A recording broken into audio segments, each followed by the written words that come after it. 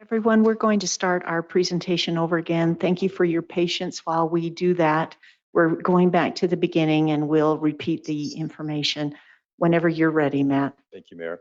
All right, let's jump back to the top. Thank you for everyone's patience.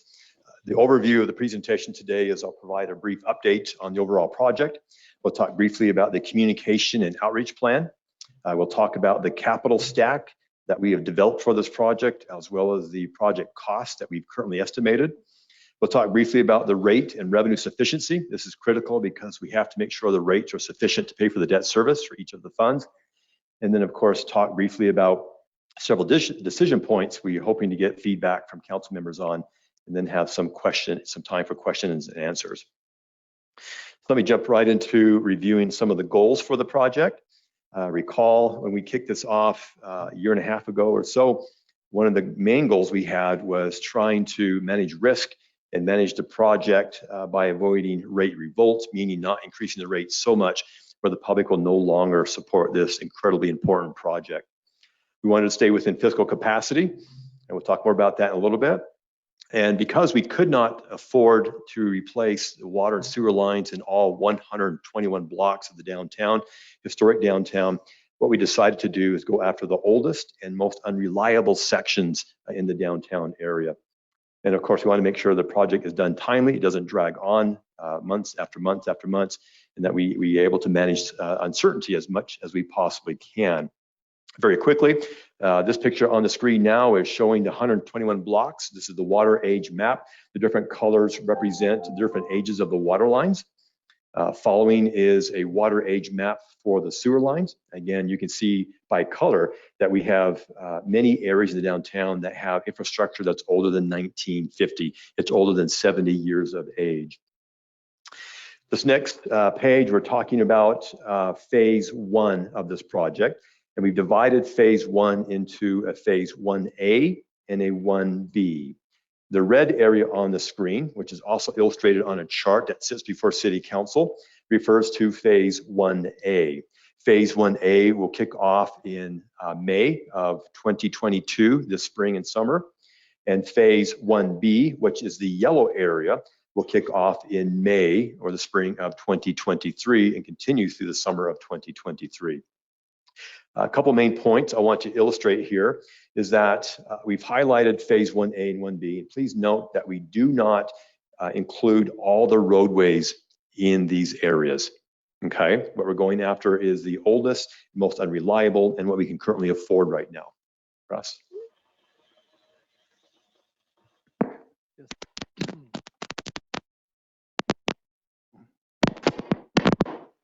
Is that working? There we go.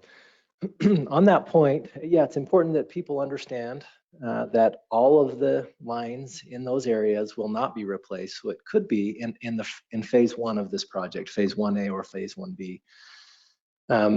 But those other streets that we're not addressing with phase 1, unless some other decisions are made, those are some of our older lines in town as well. They're just not the 1950 ones. They're not the ones that are the worst.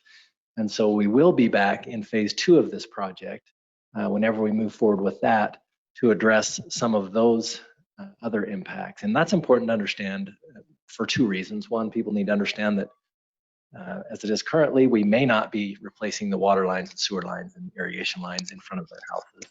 And 2, we need to understand that that we will be back in the future, and the council should understand that there could be future disruptions when we just got done with it too, which is sometimes not really accepted publicly well. So that's really the things I want to point out about that. We just gave a little update about where we are in the process with our consultants and contractors.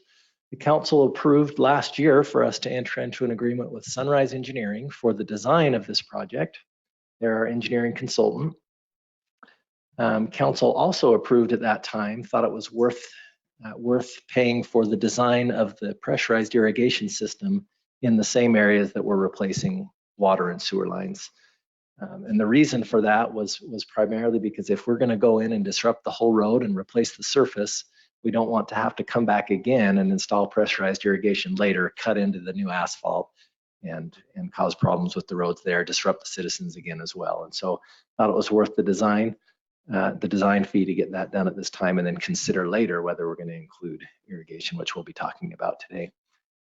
The other thing is that we have put out a RFP for a CMGC contractor, construction manager, general contractor. And I will be presenting later tonight, recommending award of a contract to a CMGC. But the reason that we wanted to do a CMGC contract was for a couple reasons. One, a lot of the reasons that contracts are higher than sometimes expected is because of the risks that are associated with those contracts. Contractors don't know what kind of soils they're going to have.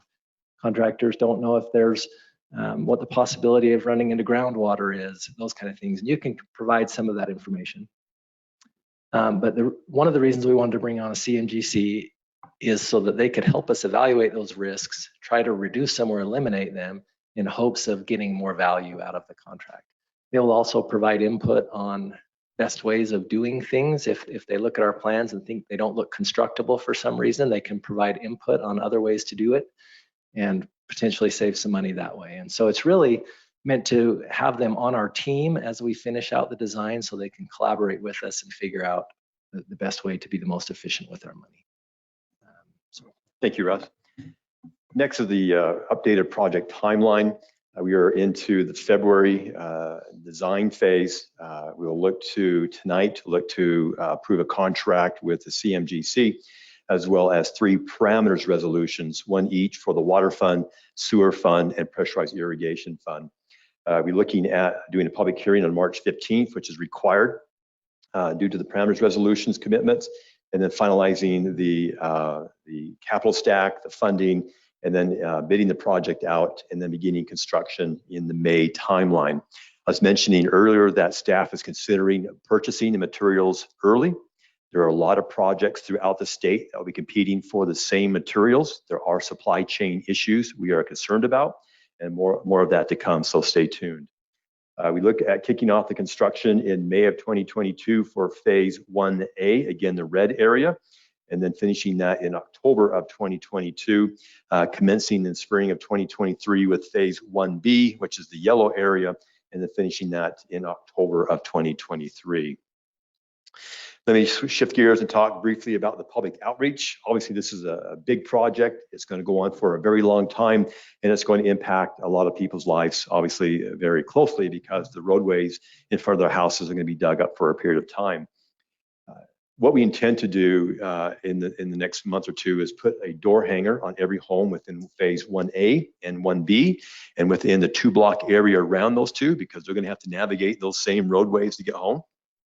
Those door hangers will talk about a project website. It will talk about a project hotline number that will be available for them to call 24/7 to either talk with someone or leave a message.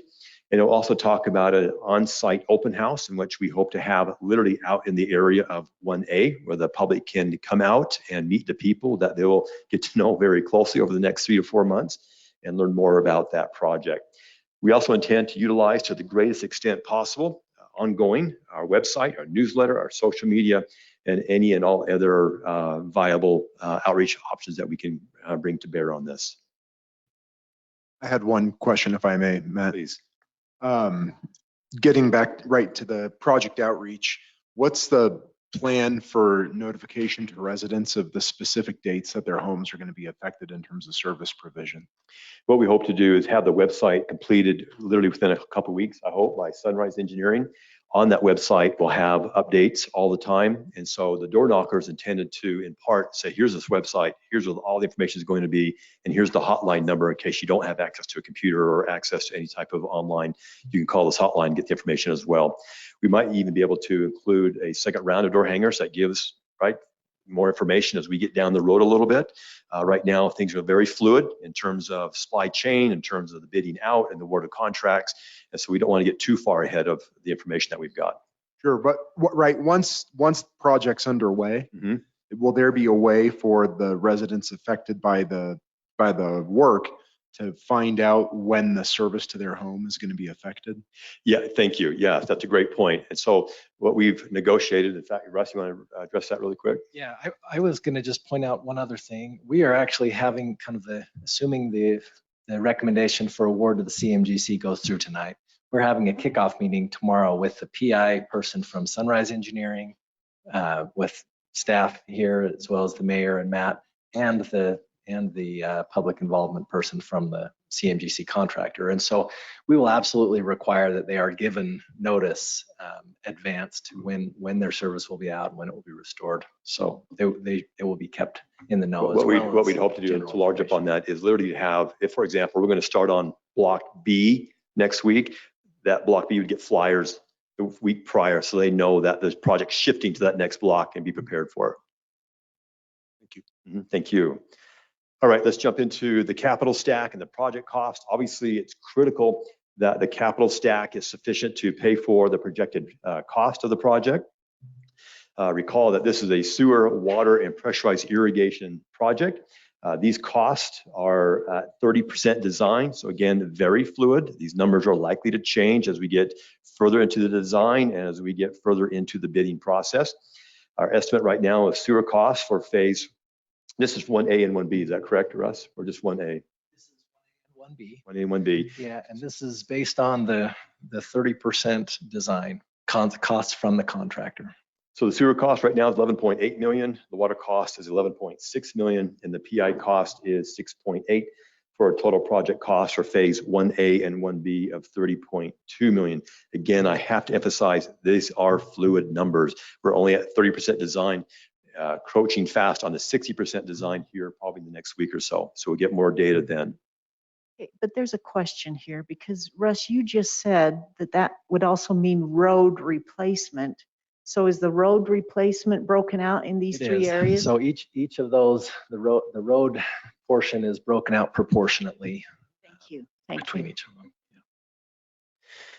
All right, so the capital stack that we have put together includes starting at the base of our triangle, the CIB loan at 20.5 million.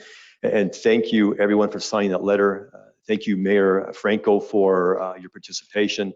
We were successful at reducing the interest rate from 2.5% to 1.5%. Huge, huge victory for the city. And that will save us about $3 to $4 million interest rate cost. So we have 20.5 million in the CIB. We're looking at a loan. We currently are approved for 9.7 million from the Division of Drinking Water. We're going to talk to you more a little bit later about testing the market and maybe issuing a bond in the marketplace. We also have the state ARPA. We were able to get $3 million allocated to us from the state ARPA that they had put aside.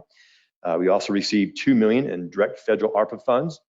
We're also looking at leveraging about 1.75 million from culinary impact fees. And we have about $500,000 to $1 million that we could leverage from our capital projects fund on this project as well. And so you can see our total capital stack right now varies between 37.4 million to 40.9 million. Just to follow up on that, if I'm feeling particularly greedy, does our lobbyist think there's any more ARPA money to be had during the current session? I have instructed him to stay in tune to that. Right now, what we're hearing is the state is going to put most of that money into metering secondary systems because of the ongoing drought issue. They're looking at putting over $250 million into that project. Let's tie that in. I know we have the grant for the new pressurized irrigation meters, but I didn't know if they were for this project. Are they going to be used for this project, or will we need to get other meters for this project? They are not to be used for this project. So this project is installing a new pressurized irrigation system in the downtown area.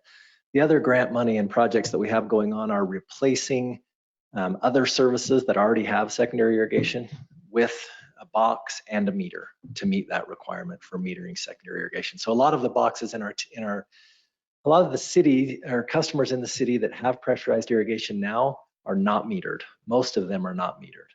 And so the other project is to replace the box with a box that can handle a meter and install a meter, which is separate from this. So if we were to try to include the new meters for this phase 1A, do you know what that would cost us?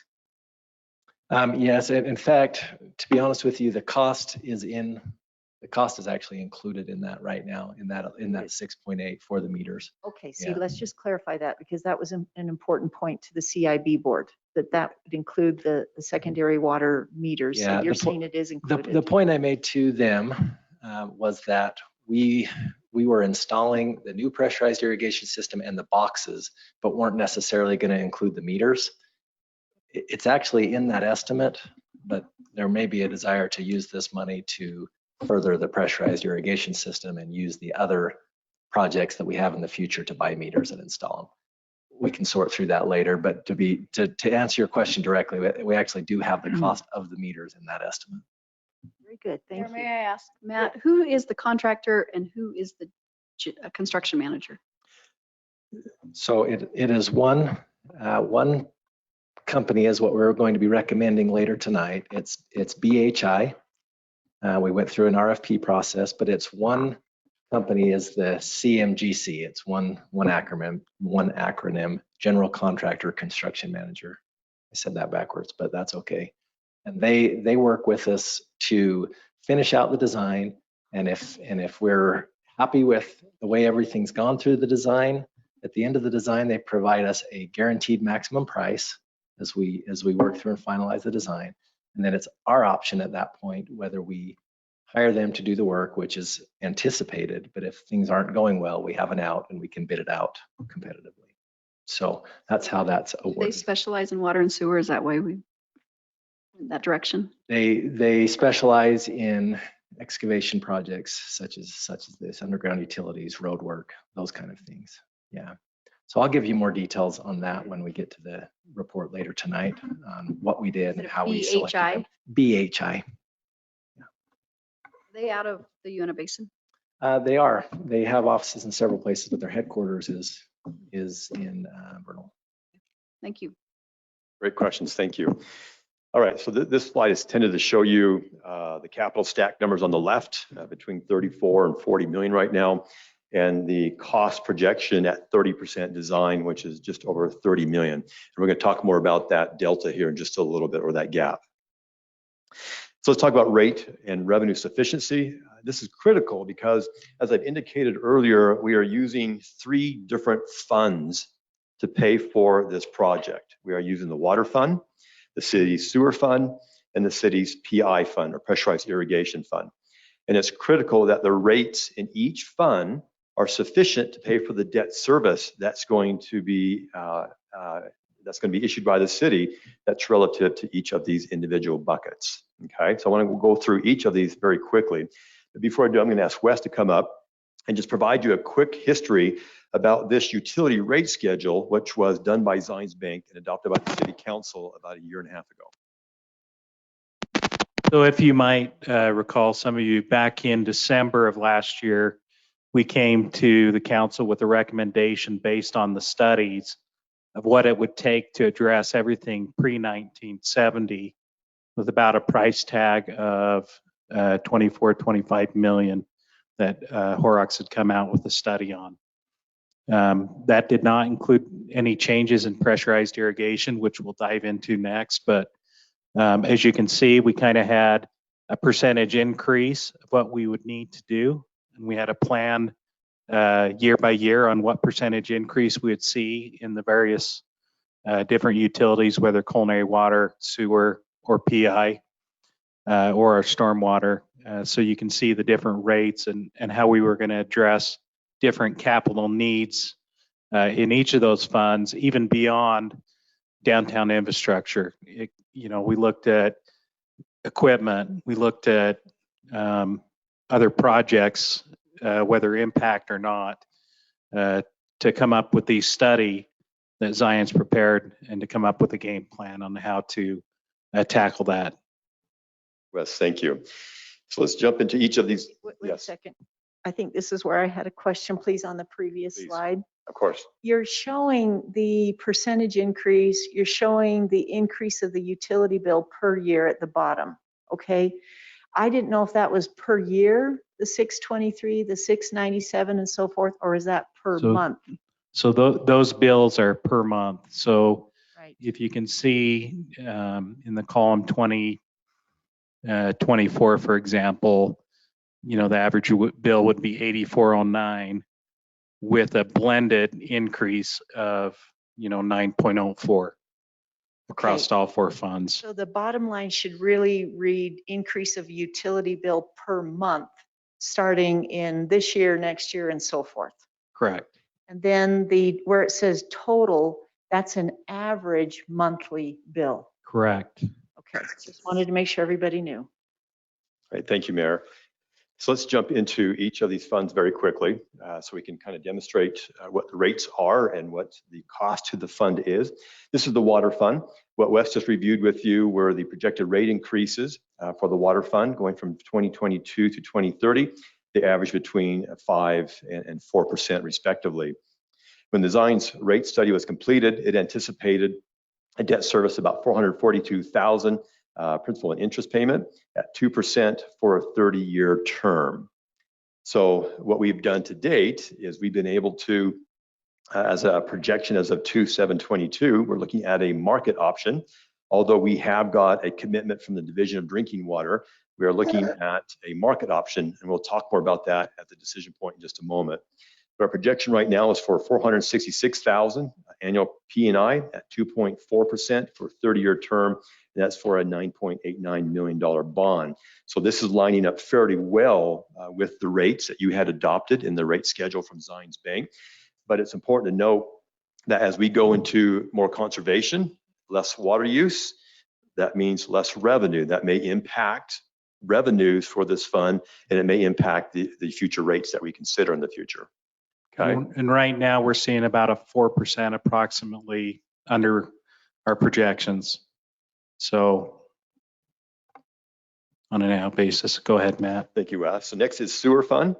The utility schedule that Wes referred to a moment ago saw that the rates from 22 to 30 vary between 16% and about 3%, depending on the year. Utility rate study estimated a debt service payment of $797,000 principal and interest payment at 2% for a 30-year term, a $17.5 million bond. What we're looking at now is a payment of $555,000 principal and interest at 1.5% for a 30-year term at a $13.6 million bond. Again, understand these are fluid numbers. We're only at 30% design. They could very well change right now. It's also important to note that the CIB requires what's called a reserve account.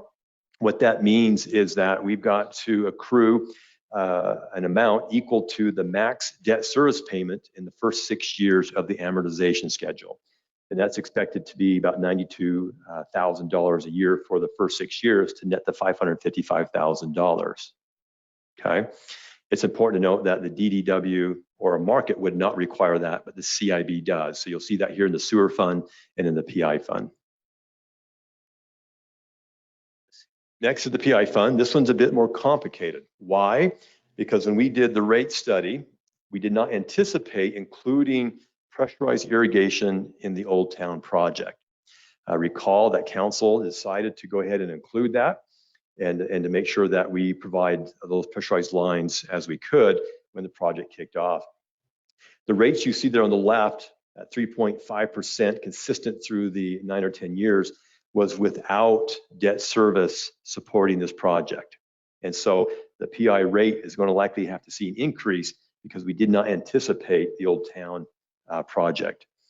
And so we're looking at right now an estimated principal and interest cost of $215,000 at 1.5% for a 30-year term on a $5.1 million bond. Okay. So we're starting to line up the revenues with the expenditures, and that's what this is intended to show you. And so I want to jump into 4 decision points. So let me pause there. Any questions, council, thus far? I have a question. Please. And I'm sorry, I know that we've already discussed it, but I just want to understand, am I not talking loud enough? There you go. I just want to understand with that rate increase, that is for each citizen of the community, I mean, throughout the city, or is that just within the downtown Citywide. area? Any Citywide. user of the water, sewer, or PI system. So per household, so by 2030, their rate will increase up to $144.11 a month or They- within the year. correct based on the original parameters too. And so we're going to present you with some other options that could increase that even beyond that. But I'll let Matt just kind of walk through each decision point. And with that, is there any thought into how that will affect those who are on fixed incomes? Like, is there any way that we are going to address that issue, or is it something that we are? How I would respond to that is there are various programs through MAG, the Mountain Lands Association of Government, that assist those that are on fixed incomes who struggle with making their water or sewer bills. And they can call the city office, and our staff can assist them to making those contacts. That is one answer to that. The other answer is, I think these same users want a system that's reliable, right? And this system has not had any investment in it. But that will be a question by the citizens I'm perceiving, and I'm just trying to put it out there because I know that we're going to have some who will be very concerned about those numbers. Yeah, I think the best answer to that is to get them in contact with these resources so they can be leveraged for their benefit. Is that something that again, I'm thinking ahead.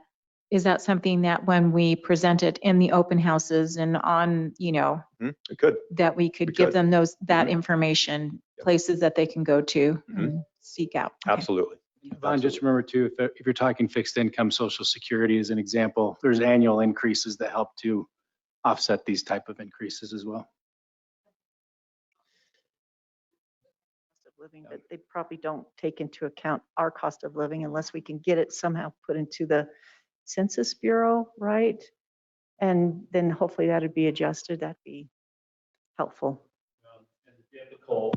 The difficult thing too is if you provide some kind of discount for lower income, you've got to increase everyone else's rates. So, there's anyway. But I think we need to look at that for sure. It's sad that the real cost of water has really not been taken into account for all these decades, because it's one thing to install it and maintain it and repair it, but it's another thing to replace it when it's at its end of life usefulness.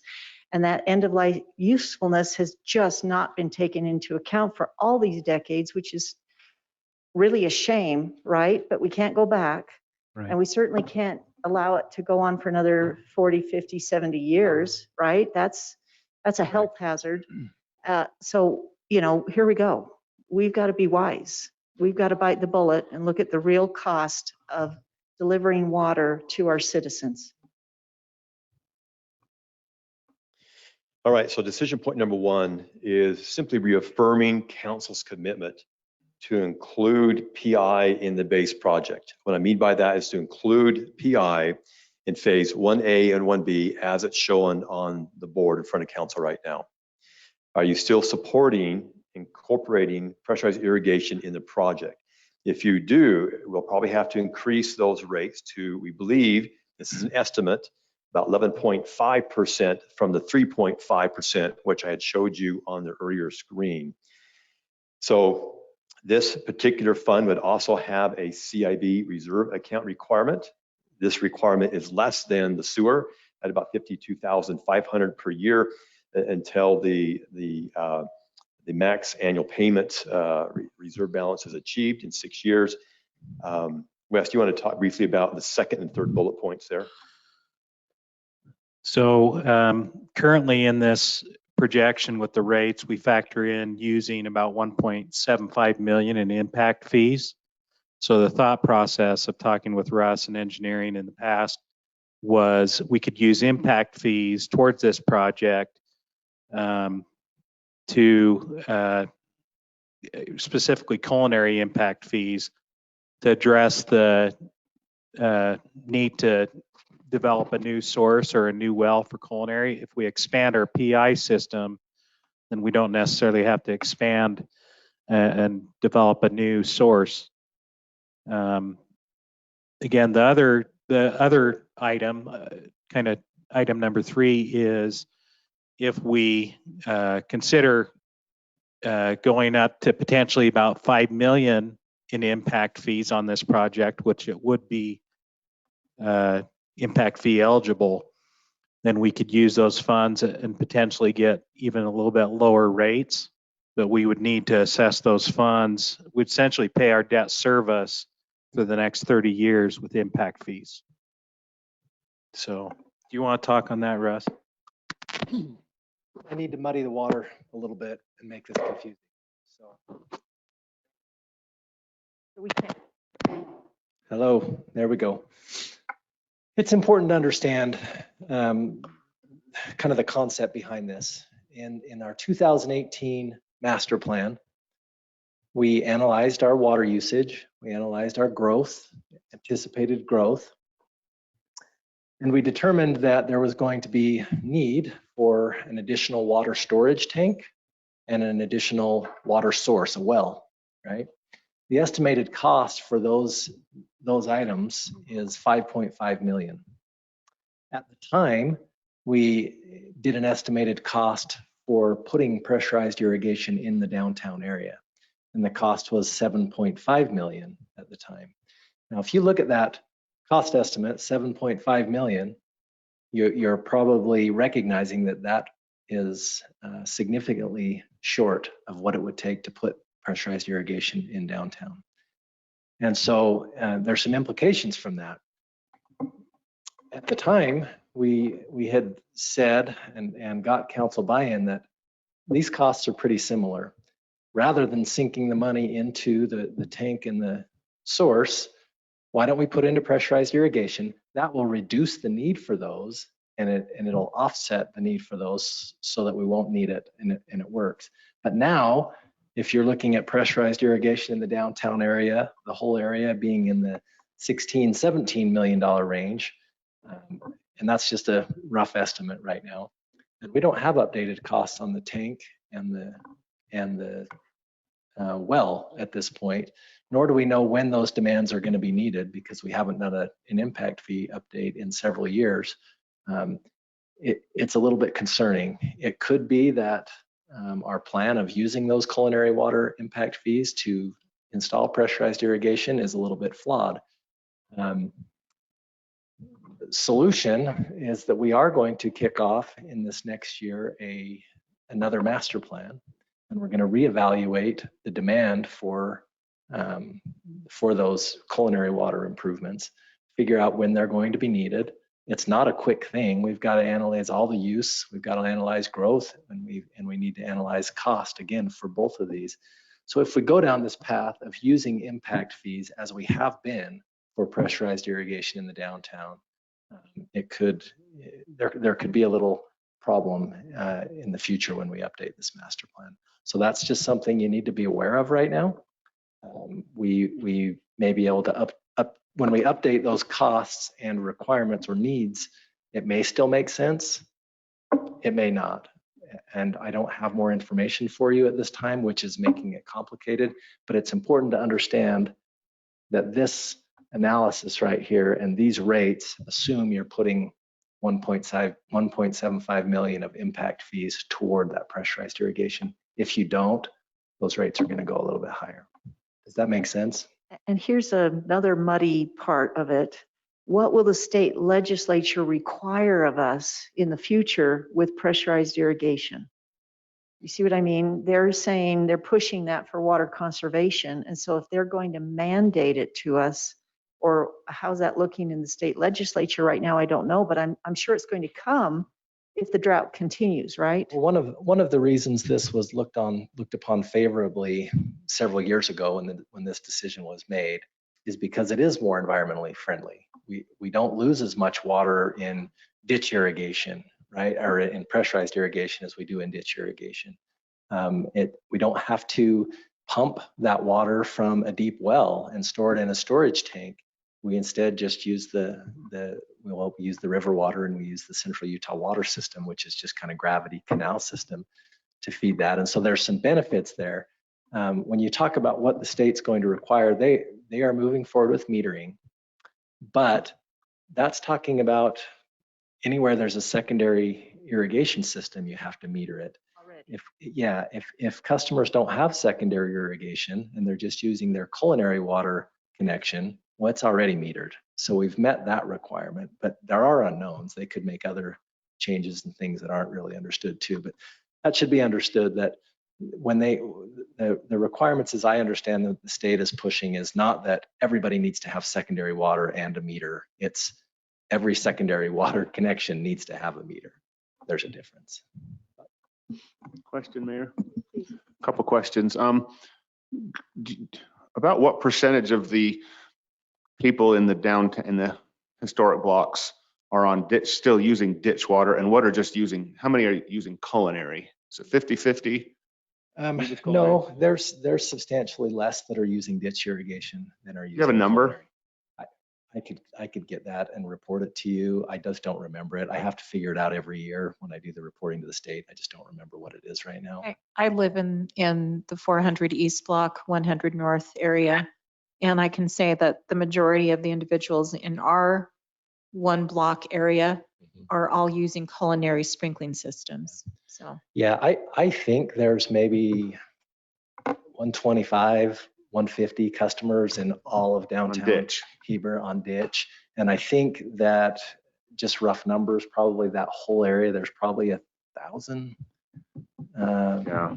1,000 customers. So I mean, I think it's substantially more that are using. Well, maybe we city water concentrate than on ditch. getting rid of the ditch cost and maintenance and loss and That's much more complicated. And the reason why is because everybody on ditch is a Wasatch or Timpanogos irrigation customer. They're not our customers. We can't take that right away from them to use the ditch unless we replace it with pressurized irrigation. So when we do well, that, that's what I'm asking. If we replace it with pressure PI, is there, so here's my next question. If we give anybody PI, we give Yvonne PI, do they automatically then have to pay that monthly bill, or is that a choice to sign up or not? So yes, Yvonne uses our culinary system for outside watering. If we provide pressurized irrigation for Yvonne, she's required by city ordinance to use that and pay for it. Now, if it's a Wasatch irrigation customer that already has irrigation through Wasatch, if we provide water them rights as well. and water rights, if we provide a box there in front of their house, they're not obligated to use it. So it doesn't fix the problem. We try to incentivize them through a couple different means to become city customers, but we can't require them to if they don't want to. Okay. And if we do take away their ditch and put a pressurized pipe in front of it, we haven't given them option. And so really they continue at that point to receive their Wasatch water through our pressurized irrigation system and don't help pay for it. At So no that's why- cost. At no cost. So Wow. that's not a good solution for the city. Yeah. So I didn't really want to muddy the water and take this over. I think the things to understand are we are going to be updating the master plan. We will have more information. There's a potential that it may not be in our best interest to put that $1.75 million of impact fee toward that, which would result in increased rates to pay for it. Maybe it would help the council if we could see the map of how many in phase 1A are using the ditches or have the water rights compared to not. Maybe that would help us. Again, I do think that that's the range overall. I mean, I can find that information. I just don't have it right now. I think we Understand. estimated there's probably going to be 400 to 500 new customers on this side. And then when we do the other side, there's going to be about the same. But as far as where each of those ditch customers are and things like that, it would take me a while to put that information together. I don't know if the council wants that. Does the council want any more information on this decision point? Or Matt, do you want to go back and discuss these issues more fully? We certainly can come back, but I need council to be thinking about this. We'll be moving forward tonight with a parameters resolution for your PI fund. And right now we are marching on the assumption that council wants PI in this project. What's so tough, because I'm not sure if there's a return, or what's the return on investment and how long will that take? And I don't want to just throw away a few $1 million. Okay. But I also don't want to dig the roads up in 5 years. Allow us to dig into that issue a bit more, but still proceed down this path. It's not too late where we can't change course if you want to do that. It will in short order become too late, but we do have a little bit of time still to do more research. Yeah. Okay. I think I'm in favor of the PI going in just because it provides better opportunity for the future. So it's a lot less cost now than it would be if we did it as its own project.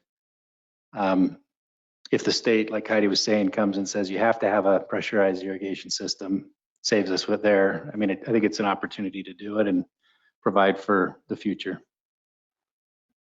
But do we know if the state's going to do that? I mean, at this point, let me ask you this, as someone who uses culinary in a sprinkling system, am I better off going with PI than I would be for using the culinary system?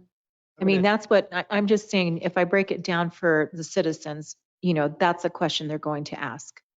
Yeah, it's a fair question. This isn't working very well. I obviously can't tell you what's going to happen at the state in the future, but I cannot see them coming out and saying you have to have a secondary irrigation system. What they will say and have said already is if you have secondary irrigation, it has to be metered. So I don't see them saying to the city you have to install a secondary irrigation system. That doesn't make any sense. And on the other question that you have,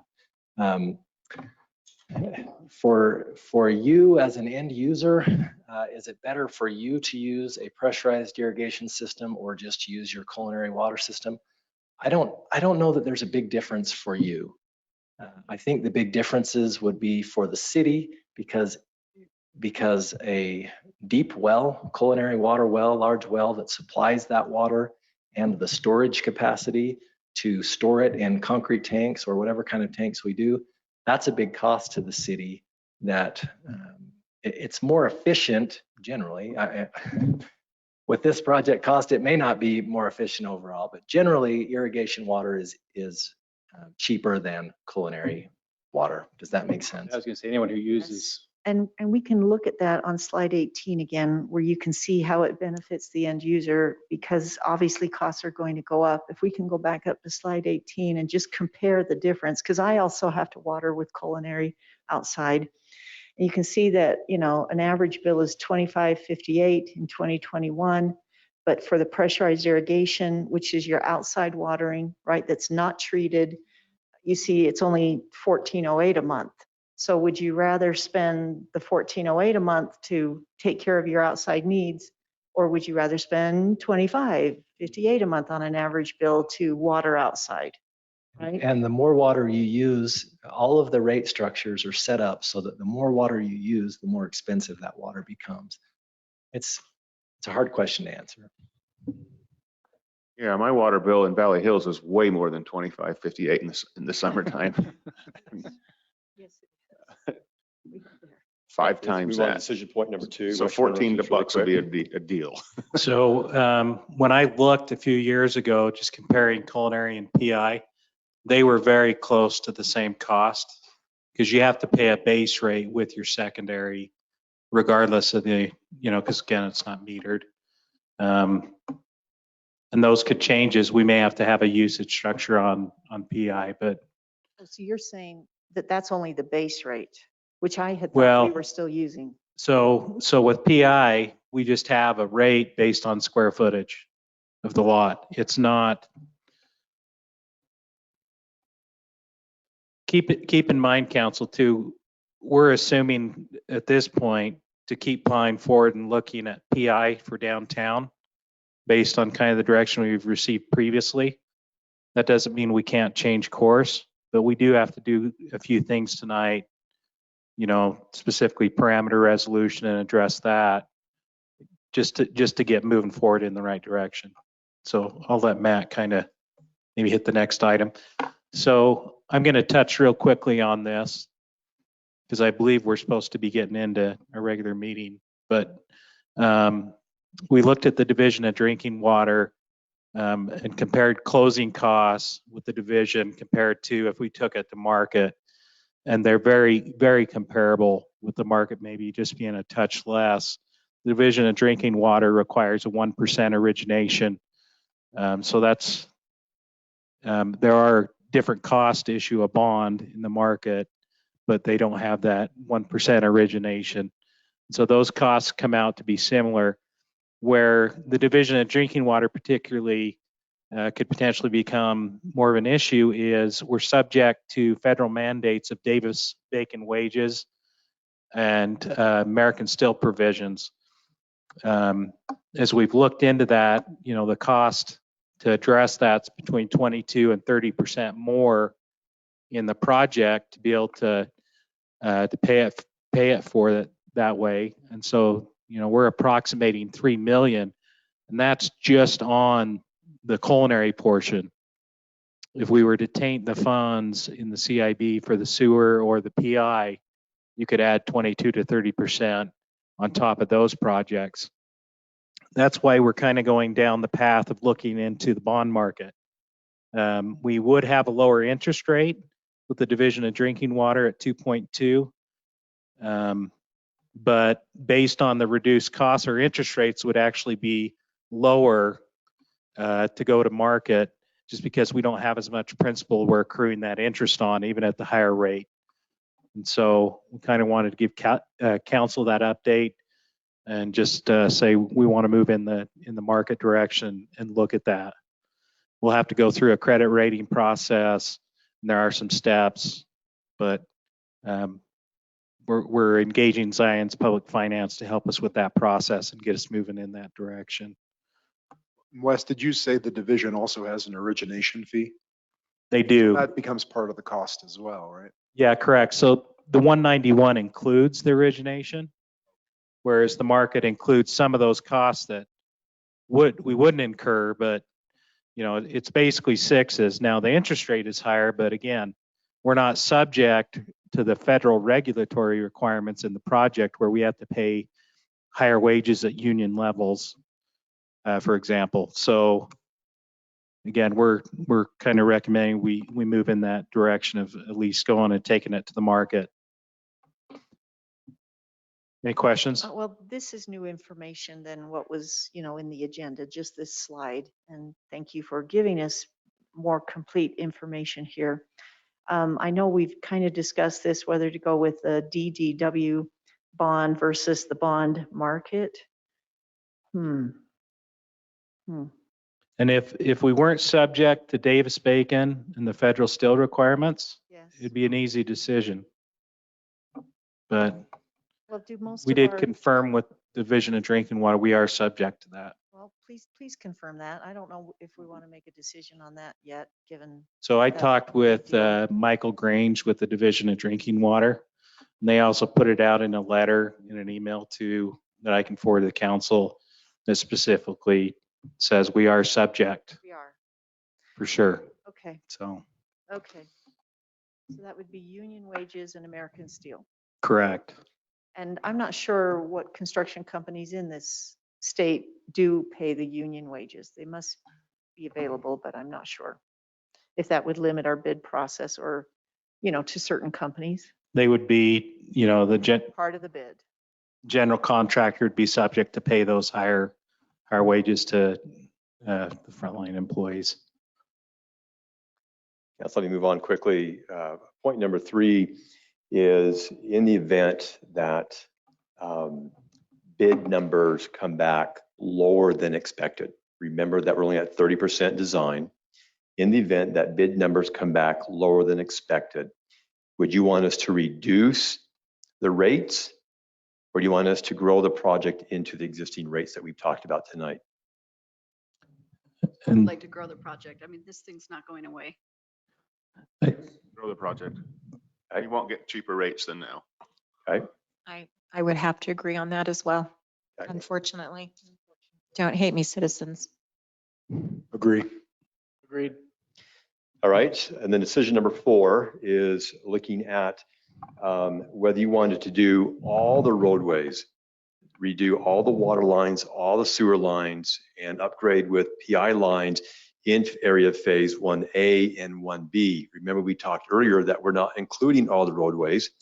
If we were to do that, it would cost about 42 million, and wanted to know if you were willing to entertain that, which would mean an increase of 31% in rates average above what we've already talked about, bringing the total annual increase to, is it annual or monthly, Wes? Monthly. Monthly to $44 more to do every roadway in this project area.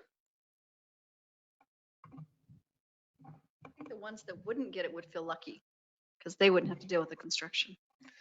Yeah, I was just gonna say, I mean, that's the other side of that, and holding off is that we're gonna be right back in the middle of these neighborhoods, right?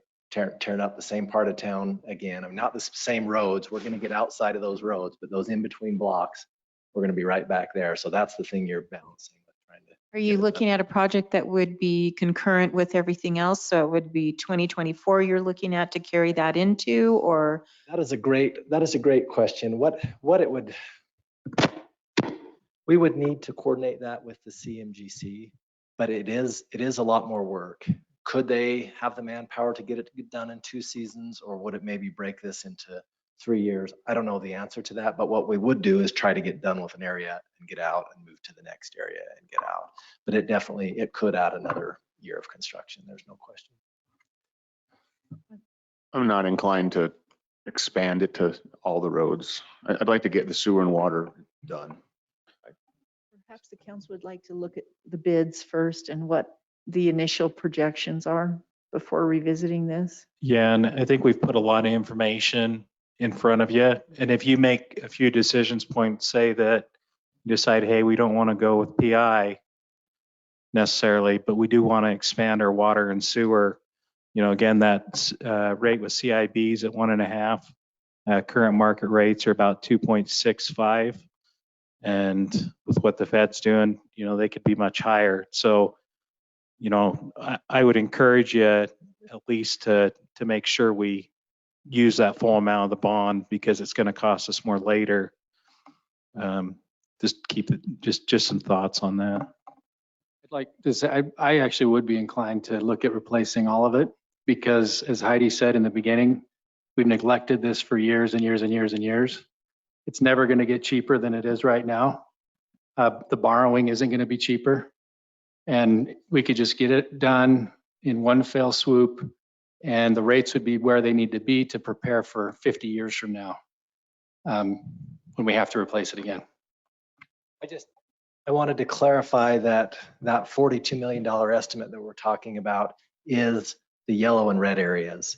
We will still have other phases in the future. This is just talking about, instead of leaving all these gaps in these areas, filling that, getting done with this part of town, and then looking at the other side of the town in the future. But I wanted to clarify that. There will be other projects that have to be done. This isn't going to just take care of everything downtown. Doing Band-Aids hasn't really helped us to this point.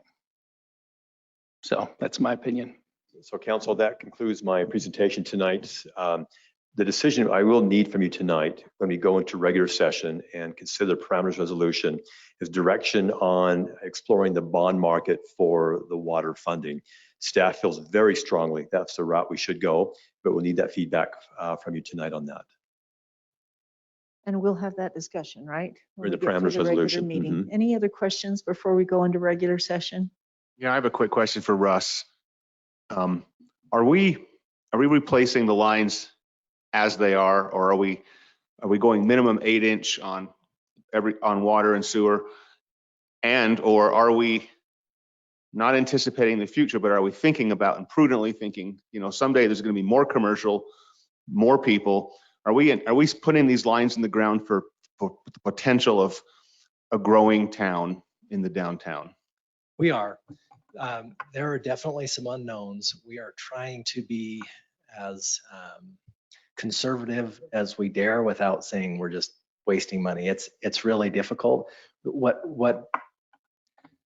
is nice, I'm going to talk about sewer for a minute.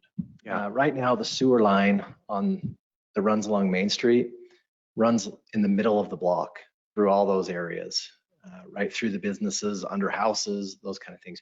We're trying to move that sewer line to 100 east. The reason that the red phase goes up is because that's how far we need to get before it starts heading west.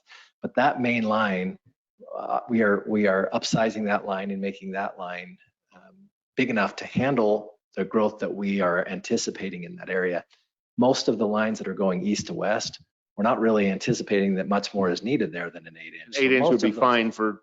Right. So most of those are 8-inch, and then if And then a lot of the ones tying back to that main line will Yeah. be 8-inch. And if a development comes in that's going to require something substantially bigger than an 8-inch, then they could look at those individual sections. So you're looking at trunk lines and saying, Yes. in 50 years, these lines will still be quite good because they're better, much better quality materials. But none of us will be here, but we can anticipate some things will be different. And we are doing our best to account for that. Okay. We have existing zoning, we have proposed downtown overlay zoning that's not official. And so there's a lot of unknowns, but we're trying to be very conservative with that main trunk line. So Thank All you, Mayor right. and Council. Everyone that's listening online or here in the chambers, obviously this is not the happiest discussion and it's a very expensive, unhappy discussion, but cities need to provide basic services and we need to do it correctly and we need to plan for the future. So we're going to close our work meeting session and move into our regular meeting session. And we thank those that have been waiting patiently over the last half hour to get to the regular session. So let me call us to order now for the City Council